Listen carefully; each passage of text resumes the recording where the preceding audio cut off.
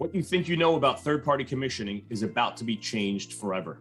You can see in this timeline behind me that way back in time, approximately 20 years ago, the USGBC created the lead reference manual, and in a mostly unnoticed history-making moment, put commissioning on the map. Making commissioning a prerequisite, which means it must be done on every lead project, was a huge win for the building industry.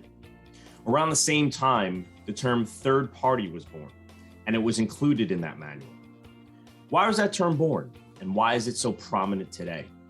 The people who served on the green building committees that wrote these guidelines had the best intentions at the time. There were few firms that focused on commissioning and far fewer that had dedicated commissioning divisions. The committees wanted to make sure that Mary and Bob, your engineering design team on Tuesday, didn't just turn into Mary and Bob, your commissioning providers on Wednesday. Fast forward to today. There's not a meaningful project that doesn't have commissioning in the budget. There are associations dedicated to commissioning advocacy. There are up to a dozen commissioning certifications offered by multiple organizations.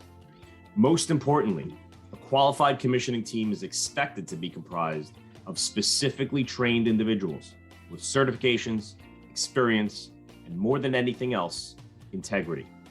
A commissioning provider should be an objective advocate for the owner on every project, regardless of the firm they work for.